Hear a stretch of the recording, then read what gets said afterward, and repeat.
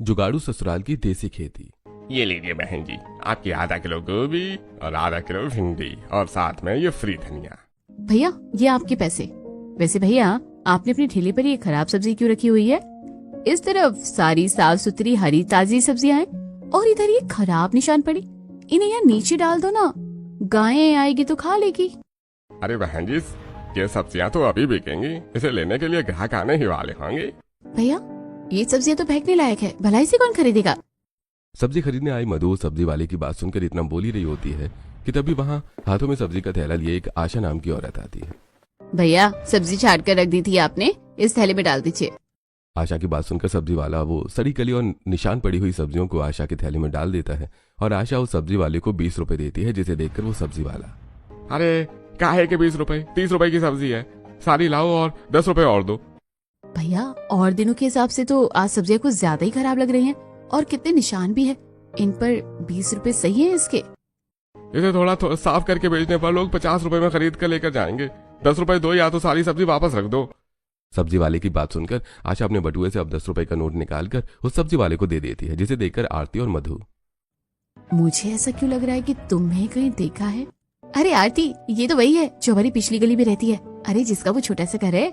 अरे हाँ याद आया, तुम भी सारी सब्जी ले जाती हो पकाने के लिए। अरे ये सब तो फेंकने लायक है, तुम इसमें से पकाओगे क्या? हाँ लेकिन वो अभी घर के हालात कुछ ठीक नहीं है ना, तो इसलिए मैं ये थोड़ी सस्ती सब्जी ले जाती हूँ घर के लिए। अरे सस्ती नहीं, बेकार बोलो। घर के हालात ठीक नहीं है बात समझ आती है, लेकिन इस तरह की सब्जियां कौन खाता है? इसे खाकर बीमार पड़ना है क्या? रहने दे मधु, इन गरीबों को समझाने का कोई फायदा नहीं है। हमें तो बस लगता है इनके पास पैसा नहीं है, लेकिन इनके पास बहुत पैसा है। पता नहीं इतना पैसा रखकर ये लोग जाएंगे कहाँ। आरती और मधु की ऐसी बातें सुनकर आशा को थोड़ी शर्म महसूस होती है और वो फौरन अपनी सब्जी का थैला लिए सीधा घर पर आ जाती है। आशा बहू आ गई तू, आ जाने में काफी वक्त लग गया है। पता है बच्चे कब से खाना खाने के लिए कह रहे हैं। आज तो मुझे भी शाम से ही भूख लग गई है। माँ जी वो आगे वाला रोड बन रहा है ना, तो पीछे वाले रोड से आई थी, इसलिए टाइम लग गया। मैं भी खाना बना देती हूँ। आशा अपनी जेठानी के साथ अब सब्जियां को छाटने के लिए बैठ जाती है, तो वहीं माया आटा गूंथ रही होती है। इस बार तो आटा भी काफी जल्दी खत्म हो गया, 2 दिन के लिए ही आटा बचा है, फिर क्या करेंगे हम? इतनी जल्दी आटा कैसे खत्म हो गया? पूरे दिन भर में मुश्किल से 2 वक्त का खाना तो खा पाते हैं हम। अर्जुन का काम भी पिछले 3 महीने से मंदा पड़ा है, अब राशन कहाँ से आएगा? माँ जी आप चिंता क्यों कर रही है, कुछ न कुछ जुगाड़ निकल ही जाएगा। वैसे आशा आज तुम ये सब्जियां कहाँ से लेकर आई हो? ये कुछ ज्यादा ही खराब नहीं है, आधे से ज्यादा तो फेंकने में ही चली गई। क्या करूँ भाभी, सब्जी वाले के पास यही सब्जी बची थी और तो उसने सब्जी के भी 30 रुपए लिए। रत्ती भर तो सब्जी है, सब कैसे खाएंगे? अब हर बार की तरह इस बार भी सब्जी में पानी ही मिलाना होगा, तभी सबकी प्लेट में आधी आधी कटोरी सब्जी आएगी।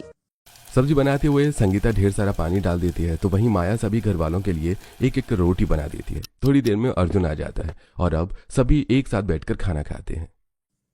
आप रोज रोज ये पानी वाली सब्जी बनाकर रख देती है और खाने के लिए भी सिर्फ 1 रोटी देती है। पता है स्कूल में कितनी भूख लगती है। मेरा तो रोज रोज ये खाना खा खाकर मन ऊब सा गया है। आखिरकार कब तक यही खाना मिलेगा हमारे शरीर को? ये सारी सब्जी से तो शरीर में रत्ती भर ताकत नहीं आती। इस उम्र में ही हाथ पैर दुखने लग गए हैं। ऐसे तो फिर मैं आगे क्या ही करूंगा?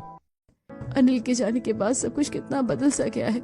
कितने अरमान लेकर हम इस शहर में आए थे, सोचा था गांव से बाहर आए हैं, एक नई जिंदगी शुरू करेंगे। सब कुछ बेचकर गांव में हमने शहर में छोटा सा घर लिया, लेकिन कुछ महीनों में सब कुछ बदल गया। गांव की जमीन को बेचकर पूरा परिवार 8 महीने पहले ही गांव से शहर आया था। कुछ ही हफ्तों में इन सबकी जिंदगी धीरे धीरे सुधरने लगी थी, लेकिन एक रोड एक्सीडेंट में उर्मिला के बड़े बेटे अनिल की मृत्यु हो जाती है, जिसके बाद घर के हालात ऐसे बिगड़ते हैं कि अभी तक ये पूरा परिवार खुद को संभाल नहीं पाता। सभी आंखों में पानी लिए खाना खा ही रहे होते हैं कि तभी सबको पड़ोस के घर से अच्छी खुशबू आने लगती है। लगता है आज पड़ोस में फिर से कुछ अच्छा बन रहा है। आज पड़ोस के घर में रोज कुछ न कुछ बढ़िया ही बनता है, सिवाय हमारे घर छोड़कर। मेरा भी यही खुशबूदार सब्जी खाने का मन कर रहा है, मुझे नहीं खानी ये पानी वाली सब्जी। अरे मैं तो खुद परेशान हो गया हूँ रोज यही पानी वाली सब्जी खा खा कर। पता नहीं हमारी पड़ोसन सब्जी देगी या नहीं, लेकिन मैं फिर भी कटोरी लेकर जाती हूँ, क्या पता थोड़ी सब्जी दे दे। गाँव में तो हम सब एक दूसरे को बिना मांगे ही सब्जी दे दिया करते थे। संगीता कटोरी लेती है और अब पड़ोस में रह रही अपनी पड़ोसन आकांक्षा के घर जाती है। संगीता तुम यहाँ क्या कर रही हो? वो भी इस वक्त? आज घर में सब्जी थोड़ी अच्छी नहीं बनी थी, तो बच्चे खाना नहीं खा रहे थे, इसलिए सोचा कि तुमसे आकर थोड़ी सब्जी मांग लूं। हाँ बस यही रह गया ना कि मैं इन गरीबों को अपने घर की सब्जियां देती रहूं। आज तो मैं इसे ऐसी सब्जी दूंगी ना कि कभी दोबारा मेरे घर पर नहीं आएगी सब्जी लेने। हाँ क्यों नहीं, रुको मैं भी लेकर आती हूँ।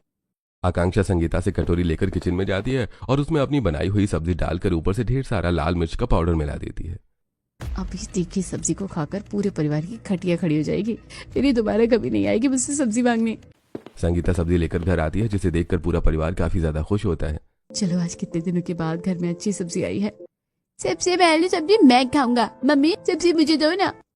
संगीता थोड़ी थोड़ी सब्जी सभी की प्लेट में डाल देती है और अब सब जैसे ही सब्जी का पहला निवाला खाते हैं तो मिर्च के मारे उन सबका मुंह जलने लगता है। अरे हे भगवान, अरे सब्जी में कितनी मिर्ची डाल दी है इन लोगों ने, इतनी तीखी मिर्ची खाते हैं क्या ये?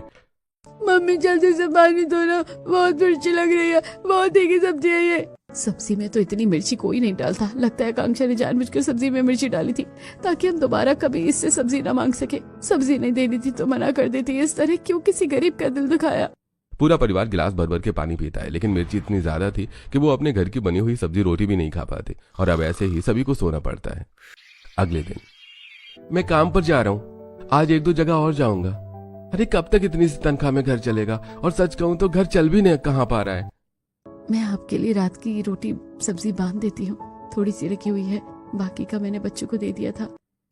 रहने दो, 2-3 बजे खाने का टाइम होता है फैक्ट्री में, तब तक तो वो रोटी सब्जी खराब भी हो जाएगी, तुम लोग घर पर ही खा लेना। पता नहीं भगवान हमसे किस बात की परीक्षा ले रहा है, खाने खाने के लिए मोहताज हो गए हम। साफ सुथरी सब्जी देखे हुए जमाना बीत सा गया है। अर्जुन अब सीधा अपनी फैक्ट्री के लिए निकल जाता है तो वहीं दूसरी तरफ स्कूल में बच्चों का लंच टाइम होता है और जैसे अरुण और साक्षी अपना लंच बॉक्स खोलते हैं तो उसमें रखा खाना खराब हो चुका था जिसकी बदबू पूरी क्लास में फैल जाती है। चीची कितनी गंदी बदबू आ रही है इन दोनों के लंच बॉक्स में से। हाँ, हमसे दूर होकर बैठो, लग रहा है कोई चूहा मर गया है, कितनी गंदी बदबू आ रही है। पूरी क्लास के बच्चे और साक्षी और अरुण को चिढ़ाने लगते हैं कि तभी क्लास टीचर रेखा आती है। क्या हो रहा है यहाँ, लंच टाइम है, इसका मतलब ये नहीं कि क्लासरूम को फिश मार्केट बना दो। ये अजीब सी बदबू कहाँ से आ रही है? टीचर ये बदबू ना साक्षी और अरुण के लंच बॉक्स से आ रही है, बहुत गंदी बदबू आती है इनके लंच बॉक्स में। कितनी गंदी बदबू आ रही है तुम्हारे लंच में से, तुम क्या सड़ा हुआ खाना लेकर आते हो?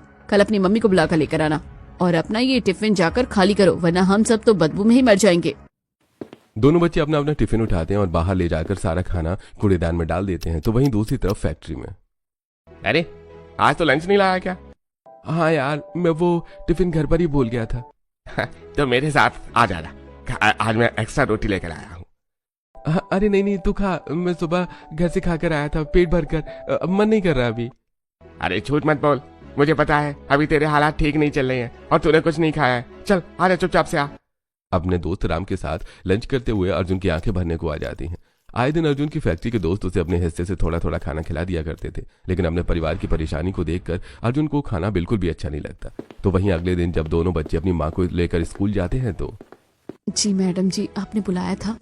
हाँ शशि, मैंने आपको बुलाया था।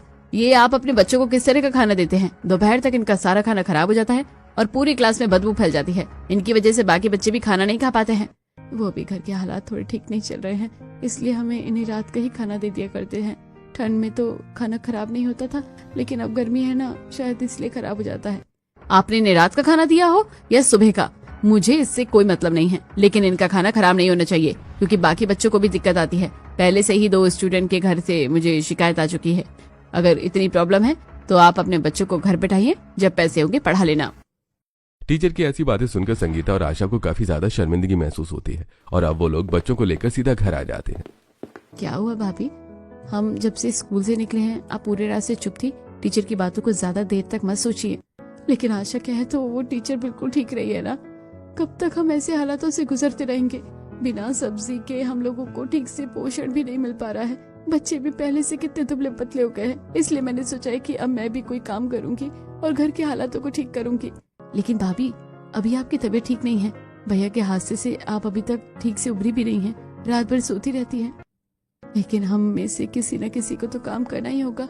तुम घर पर रहकर माँ जी और बच्चों को संभालो, मैं बाहर जाकर काम ढूंढती हूँ। संगीता अब आसपास में घर की साफ सफाई का काम ढूंढना शुरू कर देती है और जल्दी एक फ्लैट में संगीता को काम मिल जाता है। ऐसे ही अब 1 से 2 हफ्ते गुजर जाते हैं। संगीता, आज तुम पापा जी का खाना टिफिन में पैक कर देना और मैं तुम्हें जो एड्रेस दूंगी ना, वहाँ जाकर तुम्हें देना होगा। थोड़ा ज्यादा काम है तो वो खाने पर नहीं आ सकेंगे। ठीक है मालकिन। खाना खाकर संगीता अब उसे एक टिफिन में पैक कर देती है और अपनी मालकिन के दिए हुए एड्रेस पर संगीता जब टिफिन लेकर पहुंचती है तो देखती है कि उसकी मालकिन का ससुर महेंद्र शहर में एक जमीन पर फार्मिंग का काम कर रहा है, जहां आसपास सारी तरह की हरी हरी ताजी सब्जियां हैं। ये देखकर संगीता, ये क्या शहर में भी लोग खेती करते हैं? और मेरी मालकिन के ससुर तो इतने पढ़े लिखे हैं लेकिन फिर भी ये खेती कर रहे हैं। आसपास कितनी सारी हरी सब्जियां हैं, मन तो कर रहा है सभी को तोड़कर घर ले जाओ। अरे संगीता, आ गई तुम? लाओ जल्दी से खाना दे दो, बड़ी जोरों की भूख लग रही है। बड़े मालिक, अगर आप बुरा ना माने तो एक बात पूछूं? ये खेती वगैरह तो हम गांव में करते हैं, लेकिन आप शहर में क्यों कर रहे हैं? और आप तो इतने पढ़े लिखे आदमी हैं, आपको ये छोटा काम शोभा थोड़ी ना देता है। अरे संगीता, खेती करना कोई छोटा काम नहीं होता। खेती करने वालों की बदौलत ही तो आज हम खाना खा पा रहे हैं। मैं भी गांव से ही हूँ और मैंने तो सोच रखा था कि जब मेरे रिटायरमेंट की उम्र हो जाएगी तब मैं शहर में ही कोई जमीन लेकर खेती करूंगा। और देखो यहाँ आसपास कितनी सारी सब्जियां हैं, ये सब मैंने अपने हाथों से उगाई हैं। घर में जो सब्जियां बनती है ना, वो सब यहीं से जाती हैं। महेंद्र की बात सुनकर संगीता को काफी हैरानी होती है और अब महेंद्र के खाना खाने के बाद संगीता टिफिन लेकर घर आ जाती है और जब रात में संगीता खाना बनाकर निकल रही होती है तो सब्जी काफी बच गई है तो तुम इसे घर ले जाओ, आज सब्जी मत बनाना, यही खा लेना तुम लोग। अपनी मालकिन के कहने पर संगीता सब्जी लेकर सीधा घर आ जाती है और जब पूरा परिवार आज काफी समय के बाद ताजी हरी सब्जी खाता है तो ये सब्जी तो काफी ज्यादा टेस्टी है, ये सच में आपने बनाई है? हाँ भाभी, सब्जी सच में ज्यादा बढ़िया बनी है। कौन सा मसाला डाला है आपने इसमें? मैं जैसी बनाती थी बिल्कुल वैसे ही सब्जी बनाई है, लेकिन फर्क इतना है वो सब्जी हम बाहर मंडी से लाते थे और ये सब्जी मेरी मालकिन की खुद घर पर उगाई हुई है। पता है उनके ससुर इस उम्र में भी खेती करते हैं, काफी बड़ी जमीन है उनकी और वहाँ पर कम से कम 10 से 15 तरह की सब्जियां होंगी। गांव में तो हर कोई अपने आंगन में ही सब्जी उगाता था, लेकिन शहर में ऐसा नहीं है। काश हम लोग भी गांव की तरह यहाँ शहर में भी सब्जियां उगा पाते तो कितना सही रहता ना। सब्जी उगती और हम खाते और फिर हमें सब्जियों के लिए नहीं तरसना पड़ता। सभी आशा की बात सुन में हाँ मिलाते हैं। तो वहीं इसी तरह दिन गुजरता है और अगले दिन जब संगीता अपने आंगन की धुलाई कर रही होती है कि तभी अपने आंगन की जमीन को देखकर संगीता, हमारे आंगन की जमीन बिल्कुल गांव की जमीन की तरह है, वहाँ भी हम अपने आंगन में ही सब्जियों की खेती कर लिया करते थे। अगर जमीन एक जैसी हो तो फिर खेती तो हम यहाँ पर भी कर सकते हैं ना। संगीता के मन में जैसी ये बात आती है तो फौरन जल्दी से अंदर आकर सभी को ये बात बताती है, जिसे सुनकर अगर आपकी बात मानकर हम खेती भी करते हैं तो शहर और गांव में काफी फर्क होता है। आपकी मालकिन के ससुर जी काफी अमीर हैं, उनके पास किसी भी चीज की कोई कमी नहीं है, लेकिन हमें खेती करने के लिए काफी चीजों की जरूरत पड़ेगी और उसके लिए हमारे पास पैसे कहाँ हैं? अरे आशा, हम गांव के देसी लोग हैं, हम लोगों को तो काम ही है कि हर परेशानी का जुगाड़ से इलाज करना, तो कोई ना कोई तो जुगाड़ ढूंढ ही लेंगे। लेकिन भाभी कितना ही जुगाड़ ढूंढेंगे हम? चलो माना खेती करने के लिए औजार हम कहीं से ले आएंगे, लेकिन खाद कहाँ से लाएंगे? शहर में खाद के दाम पता ही कितने चल रहे हैं। अरे खाद तो हम लोग घर से भी बना सकते हैं। बहू मार्केट से जो सब्जी लेकर आती है वो खराब होती है और गलियों में रोज गायें भी तो कितना गोबर करके चली जाती है, दोनों को मिलाकर घर पर खाद ही तैयार हो जाएगी। और खेतों की जुताई के लिए जो सामान चाहिए होता है वो भी मैं कहीं ना कहीं से इंतजाम तो कर ही लूंगा। मुझे नहीं पता था कि हमारे देसी जुगाड़ से खेती का नतीजा क्या होगा, लेकिन अब हम सब कोशिश कर सकते हैं। भगवान भी उनकी मदद करता है जो खुद अपनी मेहनत करके। ऐसे कुछ दिन गुजर जाते हैं और आज रविवार का दिन होता है। संगीता और आशा घर में रखा एक बड़ा सा नीला ड्रम जो पानी से भरा था उसे खाली करते हैं और उसके अंदर सारी सड़ी गली सब्जियां डाल देते हैं। ये सब्जियां तो काफी ज्यादा कम है, इसमें तो बहुत ही कम खाद बनेगी। मैं तो मंडी चली जाती हूँ, वहाँ पर तो काफी सारी सब्जियां होती हैं, वहाँ से सब्जियां ले आती हूँ। आशा सीधा मंडी जाती है और सब्जी वाले के पास जाकर उससे सारी खराब सब्जियां मांगने लगती है, जिसे देखकर सब्जी वाला, अरे जो तुम पहले सब्जी ले जाती थी वो थोड़ी बहुत खाने लायक होती थी, लेकिन अब तो तुम ये सारी सब्जियां खराब ले जा रही हो। अरे इसे तो कोई जानवर भी नहीं खाएगा, क्या करोगी इसका? ये आपके किसी काम की नहीं है तो हमें दे दीजिए। इतनी पूछताछ का क्या फायदा, कुछ न कुछ तो कर ही लेंगे हम। आशा कई सारी सब्जी वालों के पास से सड़ी हुई सब्जियां भरकर इकट्ठा कर लेती है, तो वहीं दूसरी तरफ माया, साक्षी और अरुण के साथ गली मोहल्ले के बाहर से गोबर इकट्ठा कर रही होती है। बुआ वो देखो यहाँ पर भी ढेर सारा गोबर पड़ा है, उसे पन्नी में इकट्ठा कर लो। मैं भी यहाँ से गोबर इकट्ठा कर रही हूँ, इतना सारा गोबर खाद के लिए सही रहेगा। ये तुम लोग क्या कर रहे हो, गोबर क्यों इकट्ठा कर रहे हो? छी छी, तुम जैसे गरीबों से तो बस यही उम्मीद की जा सकती है। आसपास से गुजर रहे लोग माया को काफी ज्यादा ताना दे रहे होते हैं, लेकिन सबकी बातों को नजरअंदाज करके माया गोबर इकट्ठा करती है और सीधा घर ले आती है, जहां वो सभी मिलकर ड्रम के अंदर बाकी लाई हुई सब्जियां और गोबर डाल देते हैं। धीरे धीरे बीतने दिनों के साथ साथ खाद बननी शुरू होने लगती है, लेकिन खाद से निकल रही बदबू की वजह से आसपास के लोगों को परेशानी शुरू हो जाती है। पता नहीं इन लोगों ने अपने आंगन में क्या सड़ा के रखा है, 2-3 दिन से लगातार बदबू आ रही है। बदबू से परेशान कुछ पड़ोसी अब उनके घर आते हैं। तुम लोगों ने क्या सड़ा दिया है? पता है कितनी गंदी बदबू आ रही है। मैं तो ठीक से खाना भी नहीं खा पा रही हूँ। हम अपने आंगन में खेती करने का सोच रहे हैं ना, तो उसके लिए खाद बना रहे थे।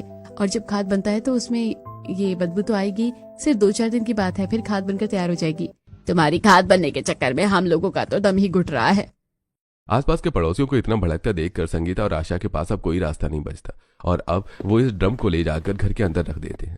बहू, हमने खाद बनने के लिए तो रख दी है और कुछ दिनों में वो बन जाएगी, लेकिन सब्जियों के बीज का क्या करें? वो कहाँ से लेकर आएंगे हम लोग? माँ, भाभी जो सस्ती मंडी से सब्जियां लेकर आती है उसमें से कई सारी सब्जियां काफी पकी होती है। हम उनके बीज निकाल कर रख लेंगे और वही खाद में डाल देंगे। अरे वाह माया, तुम्हारा दिमाग तो बिल्कुल किसान की तरह काम कर रहा है। देखा माँ जी, मैंने कहा था ना कि हमारा देसी परिवार जुगाड़ करके खेती कर लेगा।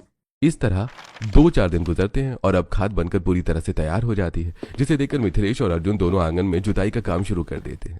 मुझे भी जुताई करनी है आप लोगों की तरह, मुझे दो ना हल।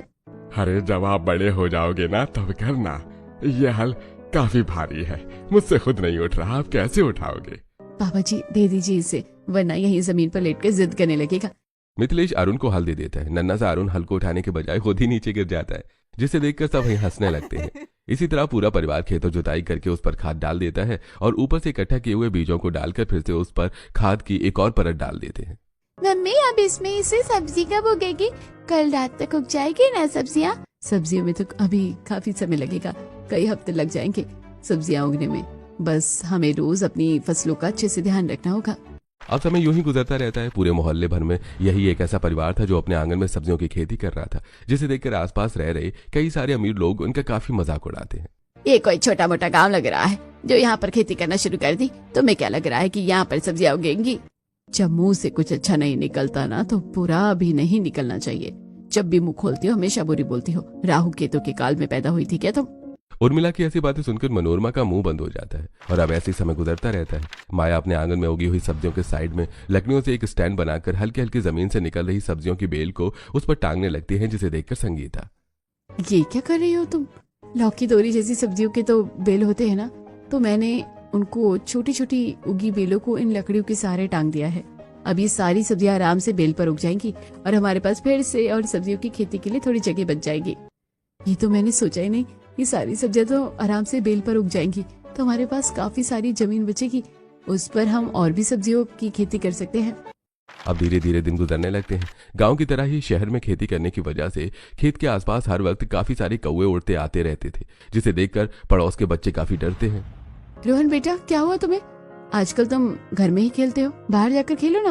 हम बाहर नहीं जाएंगे, पता है वो पड़ोस वाली आंटी है ना, उनके घर के आसपास ढेर सारे कौवे रहते हैं, मुझे उनसे बहुत डर लगता है।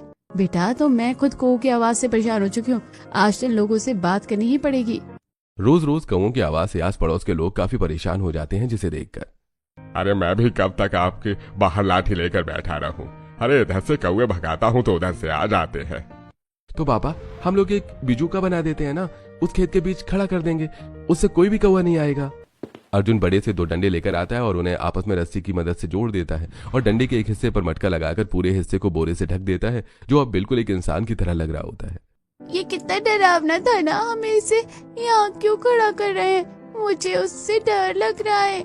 अरे बेटा, ये असली का थोड़ी ना है, इसे बिजू का कहते हैं। गांव में लोग अक्सर इसे खेत में खड़ा कर देते हैं, इससे कोई भी पक्षी वगैरह हमारे खेतों में नहीं आते। जुगाड़ से बिजू का बनाने के बाद वो लोग खेत में से उसे खड़ा कर देते हैं, जिससे अब दूर दूर तक कोई भी कौवा उनके खेत में नहीं आता। इसी तरह अब समय गुजरता रहता है। उर्मिला आज बाहर गली में इधर से उधर टहल रही होती है कि तभी उसे कई लोगों के घरों के बाहर गमले दिखाई देते हैं, जिसमें काफी सारे अलग अलग तरह के पौधे और सुंदर सुंदर फूल उगे हुए होते हैं। इन गमलों को देखकर याद आया, घर में 3-4 पानी के गैलन रखे हुए हैं, अगर उन्हें काट कर उसमें खाद मिट्टी भर दी जाए तो उसमें भी सब्जियां उग सकती हैं। जितनी ज्यादा सब्जियां होंगी उतना ज्यादा फायदा होगा। उर्मिला घर आकर सारी बात अपनी बहू और बेटी को बताती है, जिसे सुनकर अब वो घर में रखे गैलन को चाकू की मदद से बीच हिस्से से काट लेते हैं, जिनमें वो खाद मिट्टी डालकर जोतने लगते हैं। माँ, इसमें से भी सब्जियां निकलेंगी ना? हाँ अरुण बेटा, इसमें से भी सब्जियां निकलेंगी। वक्त गुजरता रहता है। हल्की हल्की बेलपत्ती से अब छोटी छोटी सब्जियां निकलनी शुरू हो जाती हैं, लेकिन धीरे धीरे उनमें कीड़े भी लगने लगते हैं, जिसे देख मिथिलेश, अरे किसान तो सब्जियों की खेती पर कीटनाशक दवाई डाल देते हैं, जिससे सारे कीड़े मर जाते हैं और सब्जियों को भी नुकसान नहीं होता। लेकिन कीटनाशक दवाई तो काफी महंगी आती है, हम लोग कैसे लेंगे? तनख्वाह आने में भी अभी समय है। अगर उसका इंतजार किया तो सारी सब्जियों की फसल खराब हो जाएगी। भाभी, जो पैसे लेकर आई थी ना वो भी राशन में खत्म हो गए, अब क्या करें? जब मैं छोटी थी तो मेरे बाबा के दोस्त घर पर आते थे। वो अक्सर अपने खेतों में कीटनाशक दवाई डालने के बजाय नीम का तेल डाला करते थे। अगर हम भी वही डाले तो? नीम का तेल कीड़े मकोड़ों के लिए जहर की तरह काम करता है। एक बार डालकर देखने में क्या बुराई है? घर के पास ही नीम का पेड़ है, वहाँ से मैं नीम तोड़ कर ले आऊंगी। आशा पास के ही नीम के पेड़ से ढेर सारी नीम की पत्तियां तोड़कर ले आती है, जिनके इस्तेमाल करके अब वो घर में ही नीम का तेल बनाती है और उन्हें फसलों पर छिड़क देती है, जिससे धीरे धीरे करके सारे कीड़े मकोड़े मर जाते हैं और उनकी फसल खराब होने से बच जाती है। इसी तरह समय गुजरता है और अब सामने पड़ोस में रहने वाले संजय के परिवार में आज कुछ डीलर आए होते हैं। तो सर कैसा लगा आपको हमारा घर? वैसे तो इसकी मार्केट वैल्यू 2 से 3 करोड़ रुपए है, लेकिन मैं आपको इसे सिर्फ 1.5 करोड़ में बेच रहा हूँ। देखिए वो तो ठीक है, लेकिन ये सामने क्या हो रहा है? यहाँ से सामने का व्यू कितना बेकार है। हम जिन कस्टमर को ये घर देंगे, अगर उन्हें व्यू पसंद नहीं आया तो? अरे ये तो बेचारे गरीब लोग हैं, थोड़े बहुत आंगन में खेती कर रहे हैं, भला इनसे क्या दिक्कत हो सकती है? देखिए, रहने वालों को दिक्कत हो सकती है, हम अभी कुछ नहीं कह सकते, कल तक आपको बता देंगे हमें घर लेना है या नहीं। इस गरीब देसी परिवार की खेती की वजह से संजय की करोड़ों की डील चली जाती है, जिससे गुस्सा होकर संजय इस गरीब परिवार के घर आकर उनसे लड़ना शुरू कर देता है। अरे देखिए, तुम लोगों की वजह से मेरा इतना बड़ा नुकसान हो गया। इतनी मुश्किल से एक अच्छा क्लाइंट मेरे हाथ लगा था, अब मेरे नुकसान की भरपाई कौन करेगा? तुम लोग। भाई साहब, हम तो अपने घर के आंगन में खेती कर रहे हैं ना, तो इससे भला आपको क्या दिक्कत हो सकती है? अभी तो हमारी फसल ठीक से उगी भी नहीं है और आप लोगों को इतनी दिक्कत हो रही है। क्या सारी दिक्कत हम गरीबों से ही है? अब देखिए, और लोगों का मुझे पता नहीं है, लेकिन हाँ मुझे तो तुम लोगों से है। पता नहीं क्या समझते हो तुम लोग अपने आप को। संजय और अर्जुन की काफी बहस होती है और अब उस गरीब परिवार को सुनाकर संजय घर आ जाता है। इसी तरह वक्त गुजरता है और अब आखिरकार इस गरीब देसी परिवार की मेहनत रंग लाती है। ये देखिए माँ जी, आखिरकार हमारे आंगन में सब्जियाँ उगी गई। देखा, हम सबकी जुगाड़ू देसी मेहनत का नतीजा है। मैं तो आज इन सभी सब्जियों से काफी कुछ बनाने वाली हूँ। मैं तो बेताब हूँ अपने आंगन की उगी हुई सब्जियों को खाने के लिए। आज कई महीनों बाद हमारे घर में कुछ अच्छा बनेगा। सभी अपने आंगन में से थोड़ी थोड़ी अलग अलग तरह की सब्जियां तोड़ लेते हैं और जब दोनों बहुएं मिलकर अपने आंगन में उगी हुई सब्जियों को पकाती हैं तो पूरे घर में उन हरी ताजी सब्जियों की खुशबू फैलने लगती है। मजा आ गया खाकर। मैं तो खुशबू से ही पहचान गई थी कि इस बार सब्जी तो काफी बढ़िया बनेगी। ये तो बिल्कुल वैसा ही स्वाद लग रहा है जैसा संगीता भाभी अपनी मालकिन के घर से सब्जियां लेकर आती है। अब जाकर लग रहा है इतने महीनों बाद में कुछ गया है पेट में। मैं तो सिर्फ सब्जी ही सब्जी खाऊंगा। इन सब्जी के सामने तो पनीर और चिकन भी फेल है। हाँ चाची और मम्मी, सब्जी सच में काफी टेस्टी बनी है। सभी लोग सब्जी की काफी ज्यादा तारीफ करते हैं। तो वहीं पड़ोस से कमलावती और मनोरमा नाम की 2 औरतें अचानक उनके घर आ जाती हैं। अरे उर्मिला बहन, क्या बना रही हो ऐसा जो हमारे घर तक खुशबू आ रही है? अरे हमने तो बस मामूली सब्जी बनाई है। हमारे आंगन में तो सब्जी उगी थी ना, तो अब वो खाने लायक हो चुकी थी, तो बस बहू ने वही बनाया है। मामूली सब्जियों से इतनी अच्छी खुशबू आ रही है। अरे जब खुशबू ही इतनी बढ़िया है तो स्वाद में कितना अच्छा होगा। बहू जरा तुम 1 कटोरी सब्जी दे दो। जो परिवार दूसरे घर की 1 कटोरी सब्जी के लिए तरसता था, अब वही परिवार अपने पड़ोसियों को कटोरी भरकर सब्जी देता है, जो उन्हें काफी पसंद आती है। तो वहीं अब संगीता पहली बार अपने घर में बनी हुई सब्जी ले जाकर अपनी मालकिन और उनके ससुर को चखाती है, जो उन्हें भी काफी पसंद आती है। अरे भाई, ये सब्जी तो वाकई काफी बढ़िया बनी है। देखा, घर में उगी हुई केमिकल मुक्त सब्जियों का स्वाद। हाँ, और सेहत के लिए भी ये सब्जियां सबसे ज्यादा अच्छी होती हैं। वरना आजकल तो मार्केट में शायद ही कोई ऐसी सब्जी होगी जिसमें केमिकल का इस्तेमाल न किया गया। वैसे संगीता, तुम्हारे घर वाले इन सब्जियों को ठेले पर बेचकर कितना ही कमा लेते होंगे, और तुम लोग तो बाकी सब्जी वालों के मुकाबले काफी कम दाम में बेचते हो, तो इससे तुम्हारा क्या ही फायदा होता होगा? तुम ये बड़ी मंडी में क्यों नहीं बेचते? थोक माल के हिसाब से बेचोगे तो पैसे ज्यादा भी आएंगे और माल भी अच्छा खासा बिक जाएगा। लेकिन मालकिन, थोक माल के हिसाब से सब्जी बेचने के लिए उतनी सब्जियां भी तो होनी चाहिए। हमारे पास तो काफी कम सब्जियां हैं। अरे तो फिर एक जमीन क्यों नहीं ले लेते? अपने घर के आंगन की जमीन के साथ साथ उस जमीन पर भी खेती करना। और नहीं तो क्या। और रही बात पैसों की, तो जितने तुम्हारे पास है उतने तुम लगा लो और बाकी के हम लोग लगा लेंगे। यामिनी और महेंद्र की बात सुनकर संगीता काफी ज्यादा खुश होती है और अब घर आकर सारी बात अपने परिवार वालों को बताती है, जिसके बाद अब महेंद्र और यामिनी से पैसे लेकर वो लोग एक काफी अच्छी और उपजाऊ जमीन लेते हैं, जिस पर वो जल्द ही खेती करना शुरू करते हैं।